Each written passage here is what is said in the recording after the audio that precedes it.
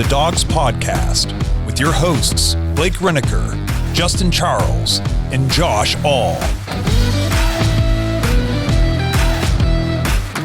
What's up, Browns fans? Welcome back to another episode of the Dawgs podcast presented by Omaha Steaks. Josh All alone with you guys today, and I just want to wish everybody happy NFL Draft Week. That's right, the NFL Draft kicks off this weekend, and I can't not wait for everything that's going to happen. It's such a fun weekend. Honestly, if you're a sports fan, like you really get into this kind of stuff, you know, there are some big key moments of the year. I mean, if we're looking at just NFL specifically, I mean, you've got the Hall of Fame game, which of course is never exciting. It always sucks, but it's the mark of the NFL season, and everybody just gets so hyped and excited to finally have NFL football back on the field. And then you've got your training camps of obviously everything boils down to week one, the kickoff and everything like that. And then you get your trade deadline, and that stuff is so much fun to gear up for and go into all of that and all the news that happens around there. Obviously the playoffs, you get the Super Bowl, and you get free agency, I think, right before the NFL draft. And it's just one of those key moments of the year that is just so much fun to watch. And if you've been following the show, we've been doing a lot of draft prep this year, more than we've ever done before, really ironing out who the great draft prospects are for the Browns that we could be targeting at each specific pick in the draft in each round. And it's just a lot of fun. It gives us a lot of good insight as to what the Browns could potentially do and prepare us as fans for what we should honestly be expecting from the team Thursday, Friday, Saturday. Now, obviously, not a whole lot of expectations for Thursday. We don't have a first-round pick. This is the final year that we don't have a first-round pick, barring, you know, a trade for next year's first-round pick. The Browns have shown in the past they've got no problem parting with draft picks in order to bring in proven players and other capital. So what I want to do today, Andrew Berry gave a press conference last week, and he talked a lot about the draft, a lot of NFL draft questions given to him, and his answers, his responses were very insightful. And I just want to go through, play a bunch of clips from his press conference talking about draft picks and the mentality, thought process, all those types of things heading into the draft this weekend, just so you can hear from the man steering the ship. And if you're an Andrew Berry hater watching this show, welcome. Everybody's welcome to watch the show, but you're not going to enjoy the content because we love Andrew Berry here. The dude has built such a phenomenal roster in Cleveland. We've never seen anything like this before. In my lifetime, I can tell you right now, I have never gone into an NFL draft before the Andrew Berry era in Cleveland, where the Browns literally need 0 draft picks to have a final 53-man roster if the season started tomorrow. If tomorrow was roster cut down day and you had to finalize your 53-man roster for the season, the Browns would be good to go. And that's crazy. That kind of stuff does not happen, but that's what good teams do. And I know for a lot of fans, it's a lot of the toxic fans online for sure, they are still not mentally prepared for the Cleveland Browns to be doing things that good NFL teams do. The fact is, we are. And it's so much fun, and we're going to enjoy every freaking second of it. So let's kind of move in here. We will look at Andrew Berry's responses. And again, he had some questions in there about Deshaun Watson, Nick Chubb, the rehab progress, some things like that, a couple other questions that we're not going to dive into on this episode. Maybe we'll get into that at a later point. Today, I really just want to focus on draft talk because, again, we're only a few days away. And before I dive into the Andrew Berry stuff, guys, we are doing live coverage of day 2 on Friday night at 7 o'clock p.m. Eastern Standard Time on YouTube. So make sure if you guys are watching the NFL draft at home and you don't want to listen to the BS mainstream media talk about whatever, tune into our show. We will be recapping everything that happened on Thursday night. We will talk about all the first round moves, the draft picks that were made, the trades, everything that goes down, because there is always crazy things that happen, especially in the first round. We will talk about all of that, and we will be leading everybody up to the Browns' first pick at 54. If they keep it, we'll talk about that. And pick 85 in the third round. So we've got everything going on that night. Kenny Max in studio, DF Sports in studio, Devontae Travis in studio, along with the Dawgs. it is going to be a ton of fun coverage on YouTube. So make sure if you are on YouTube, please subscribe to the channel, tap the notification bell, and like this video too while you're at it. But you don't want to miss when we've got anything new coming out and going live. That way you get alerted, and again, you don't miss it. And one last thing, if you're listening on audio, Apple Podcasts, please scroll down to the bottom of the page, drop us a 5-star review. It's just a quick, easy, no cost to you way to help support the show and help get our show in front of more Browns fans like you guys. We really appreciate that. All right, so since in the press conference, some of the reporter questions are a little hard to hear, the audio isn't that great, I went through and just kind of jotted down what the questions were, and then I'm going to play Barry's responses to them. But we'll kick it off here with the first one. He was asked, at what point on Friday do you actually start setting up the mentality of, okay, these are our options with this first pick? Probably starts Thursday night, and where you kind of re-strategize a little bit based on what's happened on Thursday. But in reality, you probably get a more narrow focus. Zach, maybe 10 picks out, because that's when really players become, I guess, more in striking distance, so to speak.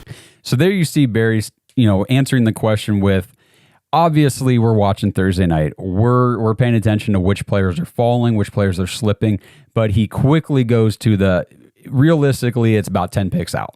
So when we get to around picks 50, we'll just, not 50, sorry, we'll say 42, 43, 44, something like that, especially Friday night when we're detailing the draft. That's when we're really going to start honing in and focusing on what the Browns might be doing based on who's available. Because with Andrew Berry talking about that, it does not seem likely. Now, again, this doesn't mean there's a 100% guarantee it's not going to happen, but it just doesn't seem likely that the Browns are going to move up, if they move up, too far to get a guy. So when he's talking about 10 picks out, that could be 15. Who knows? If there's a guy that falls out of the first round into the mid-second round, the Browns are like, guys, we have to have this player, they'll make it happen, or at least they'll try. They'll try to get a deal to move up to grab their guy. But in all reality, while I personally don't think a trade up in the draft is very likely for Cleveland this year, if it were to happen, that's where the process would really, really start to gain traction. If a guy is slipping, picks 42, 3, 4, 5, 46, 47, it's like, man, maybe we can move up six spots here and grab this player that we think, this team in front of us there's a good chance they'll take them if they get to that spot. So that's really the only scenario I see that happening, but I just thought it was important to highlight Barry's, thoughts on the matter and talk through that. So the second question here that he was asked, I thought was pretty interesting. They said, Coach Bill Belichick recently has said that they realistically would use about 1.5 years to really evaluate a rookie. And does Andrew Berry agree with that? So here's what he had to say on that matter. I think it depends on position, and I think it depends on a prospect's individual, history. Like, for instance, O-line and D-line, they're typically longer developing positions. Running back, that's a position that typically plays, more quickly, but that can be variable depending on, hey, was this player a small school prospect that didn't have a ton of resources? Is he relatively new to the position? Is he relatively new to the sport? So that all can play a factor. I think what I would say is pretty consistent is that just like the transition from college to the NFL for rookies in general, regardless of where you're taking, it's hard. So I think before I talk about his response there, I just want to mention, before I go into more questions later on, these reporters and press conferences are so dumb. I mean, and I don't mean to be mean. I don't want to sound like a dick when I say that, but man, you guys are getting primetime opportunity with, the Cleveland Browns general manager to ask him pointed questions and things that, if you're trying to go back and write a really good article to help fans, get a good insight to the team and what they're thinking, ask better questions. You guys are so freaking stupid. Seriously, it grinds my gears. Oh, so this one coach said it takes 1.5 years to evaluate a prospect. Do you feel the same way? No, absolutely not. It just like all these other questions, it freaking depends, guys. It depends on the situation. You take every player on a case-by-case basis. That's why some of the stuff online that I see drives me absolutely insane. Everybody wants to just pigeonhole one player into a box, and their only reasoning to do so is because, well, this other player 10 years ago did this one thing. Okay, that makes zero sense. And Barry is 100% right. It depends on position. It depends on where you drafted them, what your expectations were when you drafted them, where did they play college, what competition did they face, have they played that position their entire career, did they just transition to that position? I love that he talked about offensive line, defensive line, especially like we talk about all the time, how interior D-line, that defensive tackle position, and tight end on the offensive side of the ball, those two specific positions take a lot longer on average, I should say, because some guys can get it right away. But typically what you see is those players take a lot longer to transition from college to the NFL. Why? For instance, tight end in college, you're going up against who knows what kind of competition you're going up against. When you might not be asked to use great blocking techniques, you might just be able to overpower guys because you're bigger, faster, stronger, that kind of thing. And college offenses don't really use tight ends not the same way the NFL offenses do typically, or not at a very high pace or a high volume. So they get to the NFL and all of a sudden there's this steep learning curve because it's like, okay, you were really good at running this one or two routes in college and dominating, 18-year-old little safeties out there. Not anymore. Now you got to go up against NFL linebackers, and not only that, but you got to chip, you got to block, you got to do all these things. You're going up against TJ Watt. You're not going up against, some guy from, Hillbilly State. So it is a bigger transition. Like he was saying, running back, for instance, if you do any even fantasy football stuff, running back is more of a plug and play position. Like if you're a good running back in college, the transition to come into NFL level and just step right into a backfield, because the concepts are largely the same. It's find your hole, hit the hole, make a move and go. If you're good at doing those things in college, it's much easier and much more likely you're going to be good at it in the NFL. Obviously, it's not the case for everybody. That's why I said it's on a case-by-case basis. But overall, when we just look at positional groups in general, these are the takeaways. Defensive tackle, why is that one so difficult? Because when you're in college, you're going up against, offensive linemen, maybe a center and some guards who, in a year or two, they're going to be, working in an accounting firm or selling cars. Not that there's anything wrong with those things. I'm just saying they're not going to be professional football players. You get to the NFL, these are professional guards and tackles you're going up against. And it's harder. It's a steeper learning curve for some of those positions. So I just wanted to bring some of that up. Just thought it was interesting that, Barry, again, really detailing that your expectations for a prospect it depends on the player and everything surrounding them. This episode is presented by Omaha Steaks.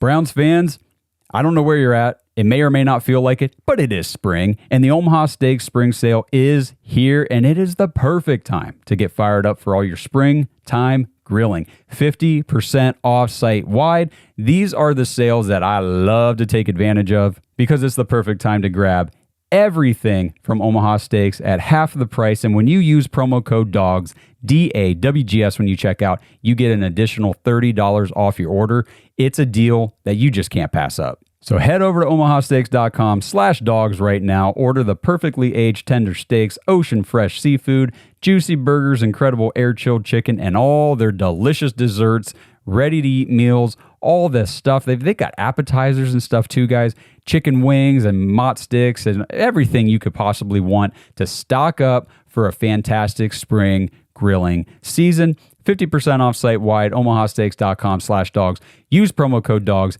DAWGS, when you check out for $30 off your order. Minimum order may be required. Before we move on, Ohio, Bet365 is offering new users $150 in bonus bets this month. To receive your bonus bets, all you have to do is sign up for Bet365 using our link, make a first deposit of $10, and place a $5 wager on any game. Once that first $5 bet settles, you will receive $150 in bonus bets, even if you lose the bet. To be eligible for this sign-up bonus, you must sign up through our link down in the description. So if you haven't yet signed up for Bet365, click our link in the description and place that first bet.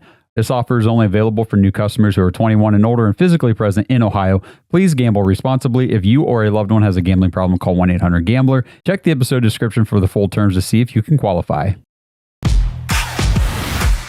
So after that, Andrew Berry just kind of continued his conversation on that last question asked and just talked about the mindset of building the roster and the expectation of rookies overall, just not even specific groups or anything, just overall. And I thought what he said here was very interesting. Take a listen. I think it was something like maybe 32% of rookies play an average of 17 snaps a game, and that's before you even get to the quality of snaps that they're playing. So it's very rare that a young player comes right out of the chute and produces like a starter, which is why we prefer to be in a roster state where if we bring a young player aboard, they can develop into a role and then ultimately develop into a starter as opposed to being pressed into that from day one.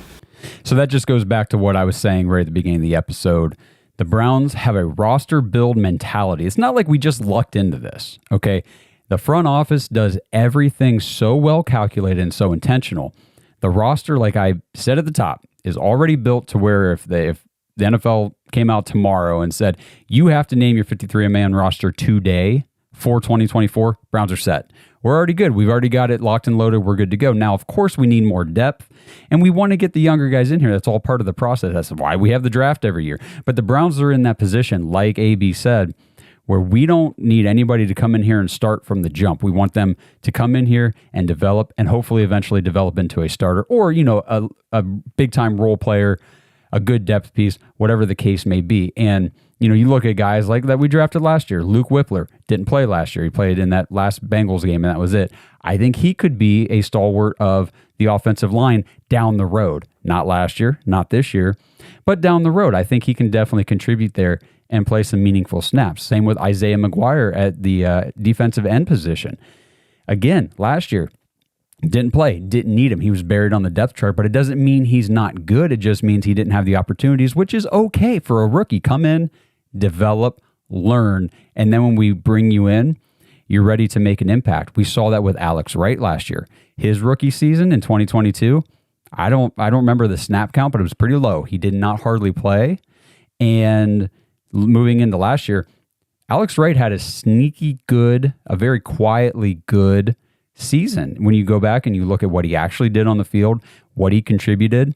But obviously it was overshadowed by Myles Garrett and Zadarius Smith and Tomlinson and all these other guys on the D-line. Alex Wright's moving from, a mid-round rookie pick in his first year to a rotational player in his second year. Well, the next step, if he continues to develop, would be starter. And that's exactly what the Browns are trying to do. So I just love the philosophy, and I love the way they're executing it.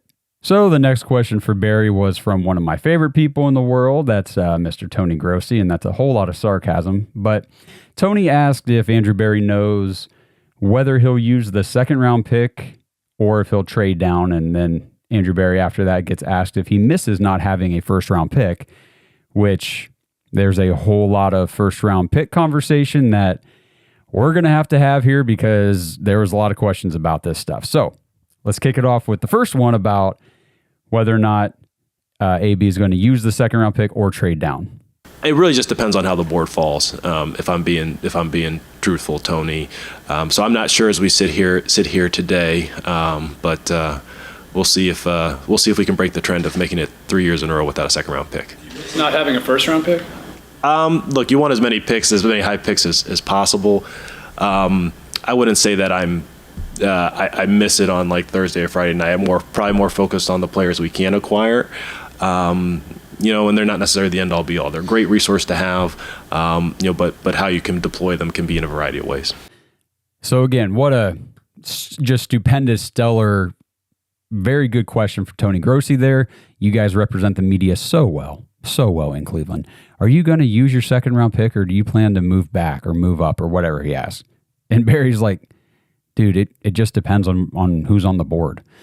I mean, I don't understand the point in doing this exercise if we're just going to ask layup, fluff, obviously answered questions. Like, no shit, that's exactly what Yes, it matters how the board falls. I mean, if, like I talked about earlier, if a guy falls into that 45-ish range in the second round and the Browns are sitting there saying, we had a first-round grade on this guy and he's still here, we have got to go up and get him right now because he's not going to come all the way to us at 54. But this is one point I wanted to make with you guys is if you haven't done any draft prep or, you really haven't followed the show too much when we talk about prospects or whatever, this is what I want everybody to understand. And if you have, drop in the comments and just tell me, do you agree with this? And if you don't, tell me why you don't agree with this. But from my perspective, doing all the research I've done and looking at all the players available, when the Browns pick at 54, there is, I'm not saying there might be, there is going to be a lot of very high quality prospects on the board. And I would imagine that there's going to be a lot of prospects high on the Browns draft board who are still available at 54. And rather than picking a player there, say they've got 7 guys on their draft board, they get to 54 and they say, okay, well, there's 7 guys on the board here that we all have graded pretty evenly. Why pick one? Why pick one? Trade back. Because I'm telling you guys, if you do any mock draft simulations at all, you will find, because there's a lot of players that I like at 85 in the third round, but you will find that the gap from 85 to pick 156, the Browns' next pick after that, is big. That's a big gap. And if I were the Browns and that was the situation, and you're sitting there at 54 and you're like, man, there's still a lot of guys on the board that we want and that we like, trade back. Trade back 10 picks. Because there's a good chance if there's 7 guys there that you really like, well, at least one of those guys, probably more like 3 or 4 of those guys will get to you because your board is not the same as everybody else's in terms of needs and things like that. Just trade back and grab another pick in that big gap so that you can continue to fill out your roster. You move back 10 spots and you still get a guy that you would have drafted at 54, but now you get him at 64 plus a pick. That's the kind of stuff that Andrew Berry loves to do. And if I was betting on this and somebody said, okay, right now you have to bet 54 Browns trade up, stick, trade back, I would bet the Browns trade back because it's just the move that makes the most sense logically to me. But again, I'm just a fan doing fan stuff. What the hell do I know? But okay, so now I'm going to jump a little bit further ahead in the interview or in the press conference, and then I'll come back and catch a couple other questions. But there were a lot of questions from the media about the whole first round pick thing. So I just figured I'd group them all together here in one spot. So the next question about the first round pick, he is asked whether or not 3 years not having a first round pick and the difference that not having a first round pick has made in planning for the draft. It really hasn't been that different, Scott, in terms of how we prepare. Where it's probably been most different, it's just been a slower Thursday night. But in terms of how we think about building the board or how we think about evaluating prospects or, managing our picks, that really hasn't fundamentally changed. Feel like less excitement without a first round pick inside the building, maybe? Not at all. Not at all. I understand that from an external perspective because those are usually the most well-recognized prospects, coming into the draft. But we're excited about maximizing the group of players that we can acquire during the weekend. And, there's still a number of good players up and down the draft board. I love what he said there about, I understand how the excitement around a first round pick is more like an external thing. And that's so true. Just look at social media. People are freaking out about not having a first round pick. Why?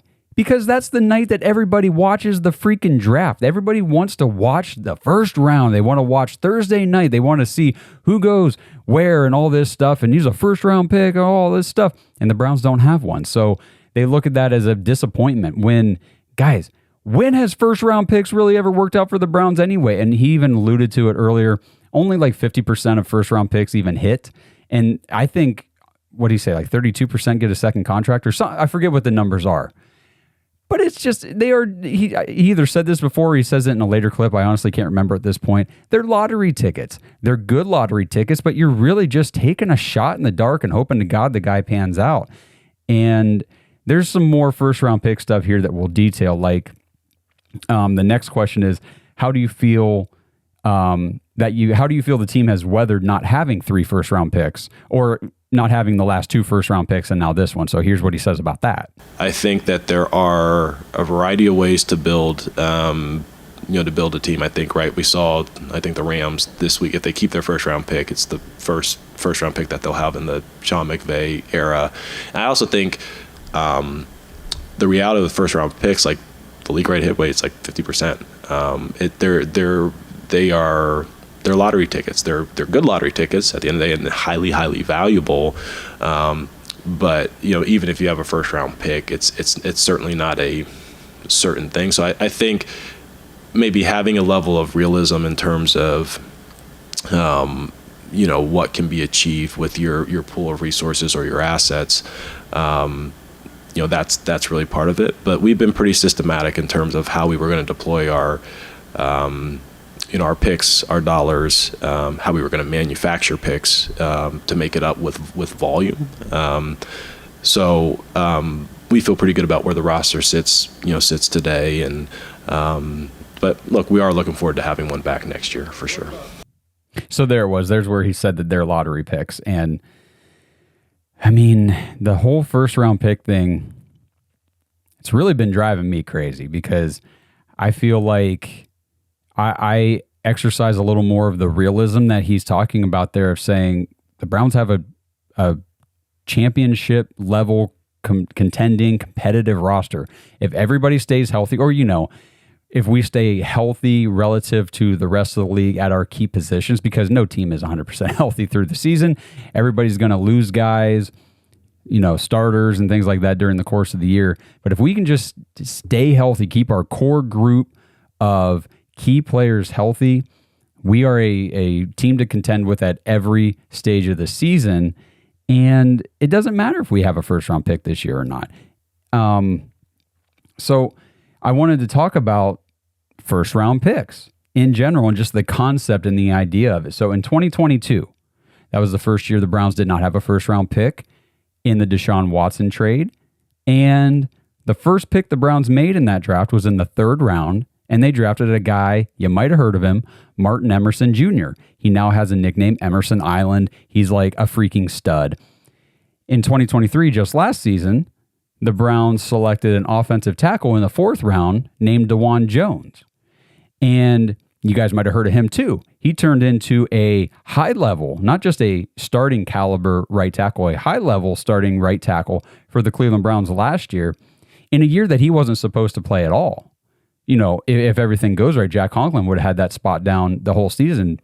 Dawgs Jones, as a rookie, gets shoved into that spot and turns into a high-level starter. So if you went and redrafted the 2022 draft and the 2023 draft, guess where teams would take Martin Emerson Jr. and Dawgs Jones? They would both be first-round picks. But we got them in the 3rd round and in the 4th round. So, when we're looking at the draft as a whole, we have got to start understanding a little better. And I don't necessarily mean you guys watching this or listening to this show, because I feel like a lot of us are on the same page because we talk about it all the time. But there's so many people out there that just think, well, without a first round pick, we can't possibly get a good player. Okay, so it's also interesting to me that some of the same people who are griping and moaning and complaining about not having first round picks are the same people that say Jed Wills is a bust and Greg Newsome's no good. Well, then what is it, guys? If every first round pick, like if you have to have first round picks to get good players, and the last 2 first round picks we made you don't like, what are you crying about?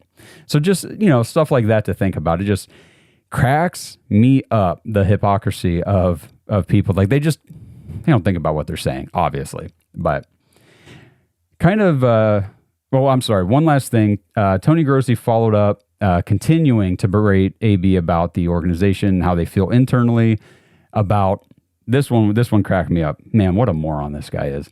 So he was basically asking, how do you internally feel about the gap between the young players on your team and not having any of those young players having been selected in the first round in the last 2 drafts? So here's how Barry answers that one. Yeah, I think, Tony, it's probably less about where you select them and how they perform.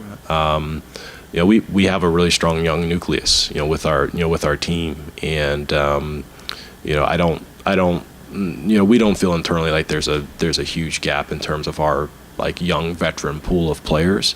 If anything, the question becomes, okay, like how do we retain as many of these guys as possible as we, get into a phase where, they're going to get in their mid-20s and be eligible for second deals. Tony, I just said this. Do you not think Martin Emerson Jr. is a first-round talent? Do you not think DeJuan Jones is a first-round talent? Do you not think those two guys are going to get big second contracts in the league? They weren't first-round picks. How many first-round picks get a second contract, or how many of them don't get a second contract? Think about Jed Wills. Jed Wills, yeah, he got his fifth-year option picked up. There is no guarantee he's getting anything in terms of a second contract in the NFL, like anything worth noting. But do you think Martin Emerson's going to get a big second contract with the Browns or with somebody else? Hell yeah, he is. So this kind of stuff drives me nuts. And AB is 100% right. It's not about where they were drafted. It's about how they perform. Okay? Martin Emerson, I just keep going back to this. Third round pick. Dude, he's going to get paid a second contract as if he was a first round talent, because he is. So this kind of stuff grinds my gears. It makes me realize that the portion of the fan base that is more toxic, is more ignorant, doesn't seem to understand how things work, gets caught up in silly notions like, oh, well, we can't get good players if we don't have first-round picks. That stuff's all driven by this BS, stupid media. Guys like Tony Grossi. And if I were in that room, I don't know what questions I'd be asking Andrew Berry, but I would definitely be using guys like Martin Emerson in the third and DeJuan Jones in the fourth as really good examples of, something to the effect of how do you evaluate talent, and how do you see a guy like Martin Emerson in the third round and get a good inkling that this guy could be a good starter for our team. Now, obviously, you don't scout guys saying, third round pick, first round talent guaranteed. But you do scout guys saying, look, I think this guy probably has first round talent upside, and we could get him a little bit later.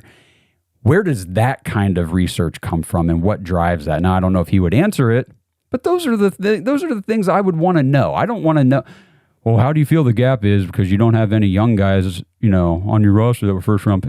Dude, Tony, just stop. Just freaking stop. This episode is brought to you by Danger Coffee.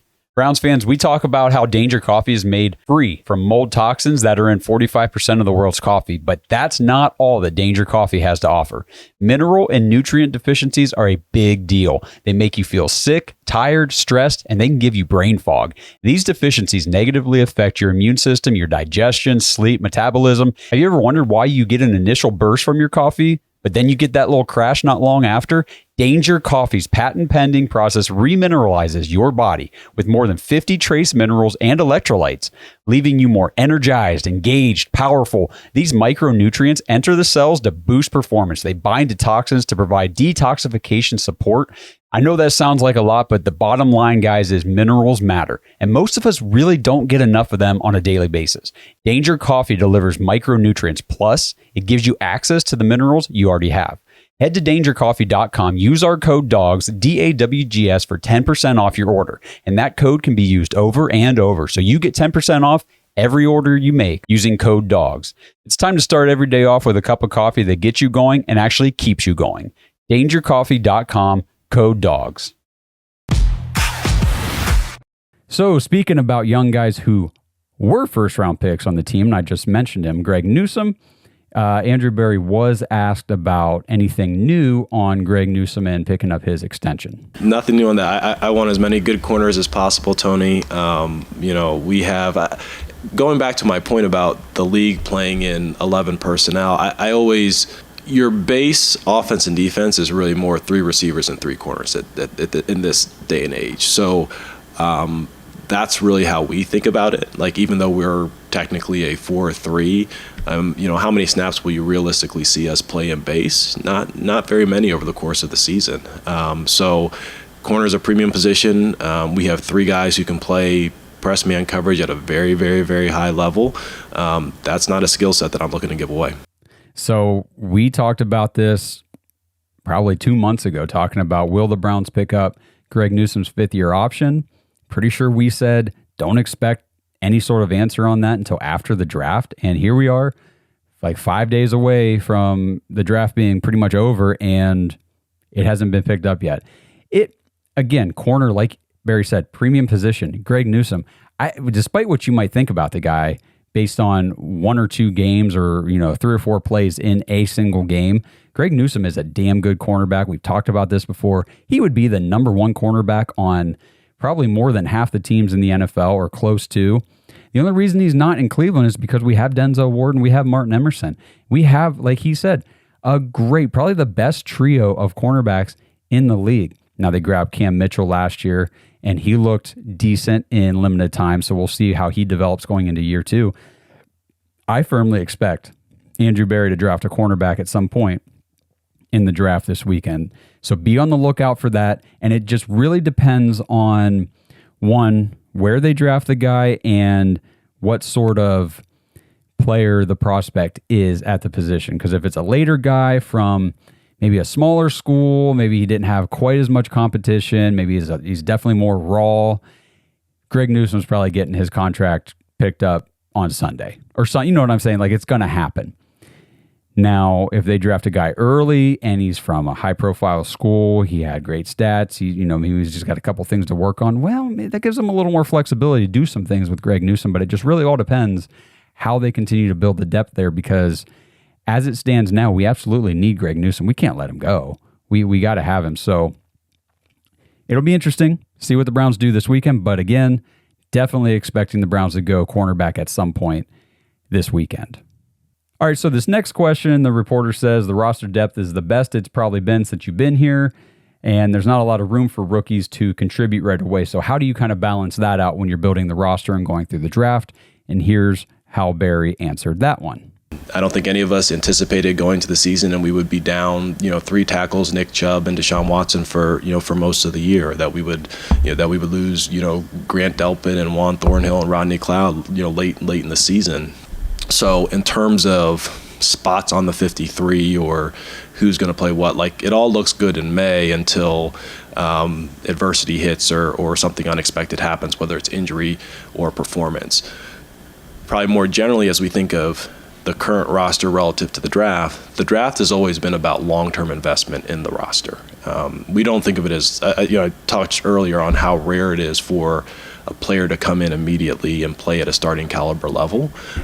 We really look at it with, okay, how are these players going to impact, call it the 25 to 27, Cleveland Browns. And if they develop quickly and produce with impact in their rookie season, that's great. We're not going to, DeJuan Jones did that. We're not going to keep them off the field.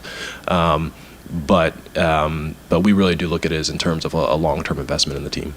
So again, like I said earlier, like I have been saying for weeks and will continue to say, depth and development. The 3 Ds this weekend: draft for depth and development. Just go into the draft, temper your expectations, because I know it's difficult having spent decades going into draft weekend as a Browns fan thinking, okay, we have to get at least 3 starters out of this draft that are going to start week 1. That's just not the case anymore. You have got to go into this with the mindset of, okay, how does this player impact next year's team? Like he said, the team in 25, the team in 26. And that's kind of how I keep using Isaiah McGuire, Luke Whippler, those guys last year. Well, what's their role in 2 years? We don't need them this year. What's their role in 2 years, 3 years? And, Alex Wright, again, another great example. His rookie year, no role, didn't need him.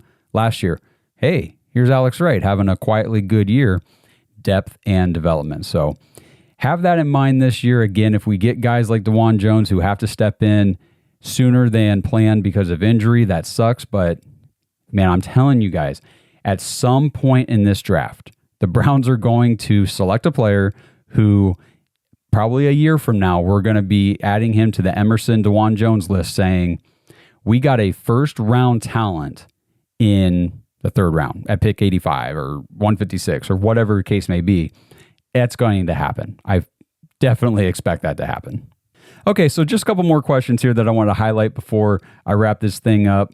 But, they asked Andrew Berry how the extra COVID year, because if you remember, the COVID year added a whole extra year of eligibility to all of those players' college careers, which is why last year, this year, we've seen a lot more older prospects coming out because they're there an extra year than what we normally have seen in years past.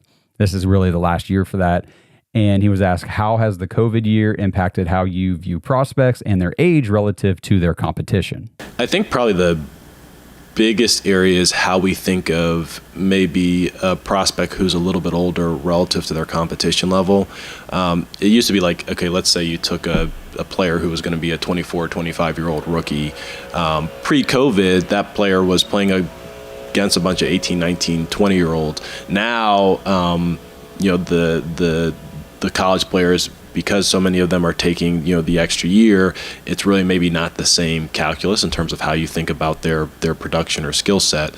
So that does play a factor, but it's really probably just a minor part of the puzzle, to be honest. It's not something that would fundamentally change our approach. So we talk about this all the time. Older prospects, while, might have really good senior seasons and things like that, but if you're a 23 going on 24-year-old college player and you're dominating 18, 19-year-olds who are just out of high school and all that kind of stuff, teams do detract away from that because a key position, I'll just use as an example, if I can get my tongue untied, wide receiver. You hear about wide receiver breakout age all the time. Breakout age is important because if a wide receiver has what they call the breakout age, and I forget all the measurements to determine a breakout age. It's a certain number or percentage of targets and touchdowns and score, all that kind of stuff, yards. But like if you hit that at age 19, it's a pretty good young breakout age because you're going against cornerbacks and defenders on the opposing teams who are maybe 18 or 19, but maybe they're the older guys too, like 23, 22 years old. So you're dominating your competition at an earlier age. Whereas if you're a 23-year-old breakout, well, you dominate a younger competition. So there's definitely a couple question marks that throws up a red flag. So you hear Barry there say, yeah, we kind of consider that a little more right now, but at the end of the day, not a whole lot of change in how we view that sort of, the standard they have. And I think we saw that last year where we've seen in years past, Andrew Berry, we talk about all the time. He likes them young guys. He likes the 21-year-old guys. The 22 is probably the oldest he really likes to draft because, again, when you're drafting depth and development, you don't want, your guy to be developing and, okay, he's ready to contribute and he's 27 years old. Well, that's not good. He's probably not that great of a player. I want my guy to be, all right, you have been depth, you have developed, and you are now ready to contribute, and you are 24. That's where the Browns like to be. And it just sets things up better for future contracts and all that kind of stuff, getting those younger players. But last year we saw Barry deviate a little bit with the first pick he made, Cedric Tillman. He's 23. I think he just turned 24 now. That's older than rookie, especially wide receivers that Andrew Berry likes to draft. But the value was on the board. You consider that COVID year. You look at the college production. You say, okay, it's worth a shot here. So I think you'll see him more likely to bend his age boundaries in this draft, but again, probably not a whole lot. And finally, this was a very interesting question, or at least it was to me, because we've been talking a lot in recent weeks about the Browns and how they've been using their top 30 visits, that every team gets 30 of these in-person visits with prospects. And he was asked how top 30 visits help evaluate players and all that kind of stuff. So his response on these visits was interesting. So I'm going to play this, talk about it, and then we're going to wrap her up. Yeah, so the 30 visits are helpful. I actually think this is one of the first years that we've used. I think we used probably the most this year than we've had in the past. We really use the 30 visits for to maybe like address selective like questions that we have for a prospect. And that doesn't, like when I say questions, that doesn't necessarily mean like a bad thing, but it may be it may be a player where we need, increased medical on them. It may be a player where we want to see how they, handle a full day installation in the classroom. It may be a player that we want to talk through some, behavioral issues with. So it really does vary. It's a helpful part of the information gathering process as we build the entire board. So it's helpful from that perspective, especially if we haven't had enough touch points throughout probably from January through April with all-star games, combines, pro days, things of that nature, or if we just need to, get a little bit more clarity on a particular part of the profile of the prospect. So the first thing I found interesting there is that the team doesn't use all 30 of their top 30 visits. Going through a lot of this process, I just assumed, well, they only get 30 of these visits and there's, 300 prospects, out there to pick from. So they better use these visits wisely. And he said, this year's really the most we've actually used them since I've been here, which means they still haven't used all 30 of them. They're not going to use all 30 of them, and they've never used all 30 of them. So that was interesting. And another important thing to remember, like he said, the scouts have touch points all throughout the pre-draft process with a lot of these prospects that they're scouting, that they're targeting, that they're keying in on. They've got the all-star games like the Senior Bowl, the East-West Shrine game, that kind of stuff. They've got the NFL Combine, these players' pro days. So the scouts actually interact, meet with, see these prospects up close and personal at every step of the way. Whether they've got these, the website trackers and stuff, whether it's an officially, they met with this person officially at the Pro Bowl or at the Senior Bowl. And then what Brian Bosarge told us is whether they report on any of those sites that the Browns met with this player or that player at the Senior Bowl, if a player was at the Senior Bowl, they meet with every single team while they're there. It's just the way it goes. I would imagine, like he said, the same is true for the Combine. And then obviously, if you're going to players' pro days, if you're going to Ohio State's pro day, for example, you're meeting with everybody who's there, whether you're really keying in on them or not. So there's exposure to these prospects at every step of the way. So I just thought that was important because, social media, if you follow us on Twitter, Facebook, Instagram, any of those things, like you'll see that I really like to go in, highlight the players that the Browns bring in for these top 30 picks. Because in the past, they have drafted several of these guys that they've met with. They used 30 visits on guys like Greg Newsome and DeJuan Jones and Siaki Ika. And there's a handful of players from the Andrew Berry era now that they've used a top 30 pick on, and then they've gone ahead and drafted. But obviously, the majority of the players they've drafted weren't top 30 visits. And I think it's more important, and I've done this on previous episodes, to look at the top 30 visits to get a better indication of what positions they're focusing on versus the specific players. Now, the specific players are important to mention and note and talk about a little bit, but it's really the positions that are the biggest indicator because, like this year, I think the majority of the Browns' top 30 visits that they've used have been allocated to offensive linemen. To me, that says we're walking away with offensive linemen from this draft. Personally, I think we walk away with a tackle and a guard at some point. I don't know where we get those guys from, which rounds or anything like that, but we're coming away with offensive linemen. And the second highest position I believe we've allocated top 30 visits to was defensive tackle.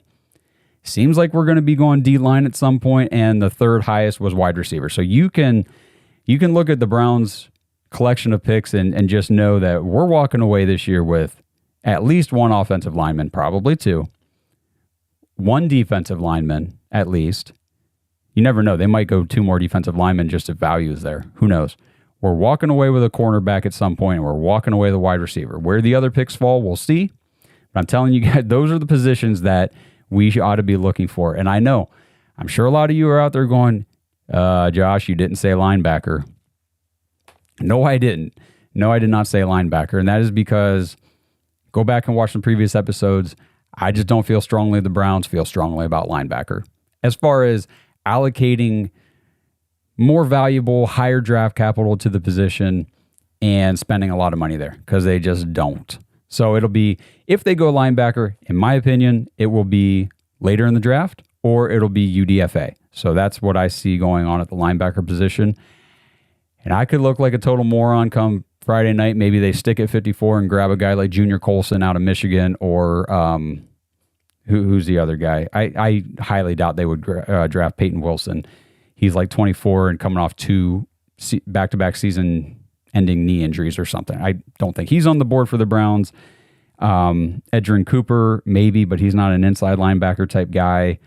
Trevin Wallace, maybe, from Kentucky.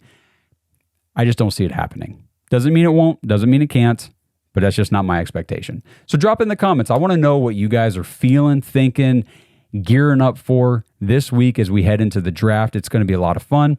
I want to know your predictions for like the first round. Talk to me about some crazy, I'm gonna use some words here. Talk to me about some crazy fucking shit you guys think is going to happen. Seriously, I want to know. I want to, like, first round stuff, because we're going to talk about it Friday night on the live show. Hope you guys join us, jump in the chat. Just chop it up with us, but let me know ahead of time. Put it in the comments, and we'll read some of this stuff maybe on Friday night and just see whose predictions were accurate. I mean, did you guys call this crazy trade? Is T. Higgins getting moved? Is Brandon Ayuk getting moved? Or is A.J. Brown going to the New England Patriots? Like, there are some things, some rumors going around. And obviously, if there's one crazy trade in the first round involving like a stud wide receiver like that, that's pretty cool. Some years we get like 2 or 3. You never know. But talk to me. Drop some predictions, some bold takes, some hot takes and stuff in the comments, and let me know what you guys think the Browns are going to do in this draft at any point, or stuff you want them to do, players you want them to pick. I want to hear from everybody. So I appreciate you guys tuning in. Again, like the video on YouTube, subscribe to the channel, continue to help push us to 10,000 subscribers. We're getting closer and closer every day. Couldn't do it without you guys. Best audience in the world. Love everybody who follows the show, whether we all agree on everything or not. And honestly, it's more fun when we don't, because that's how we get a good diversified viewpoint on everything going on. Because at the end of the day, we all have the same goal. We want the Cleveland Browns to win football games. We want the Cleveland Browns to be good, fun, competitive, and enjoy watching them. And we want to win a damn Super Bowl. And if that's not your goal, if your goal and main focus is not wanting to see this entire team succeed, then fuck yeah.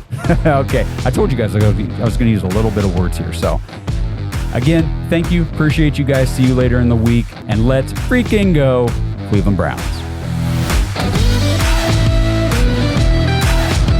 Thanks for listening to another episode of the Dawgs Podcast. Make sure you subscribe on YouTube and follow us on Twitter at the Dawgs Podcast. Get your thoughts on the show at thedawgspodcast.com.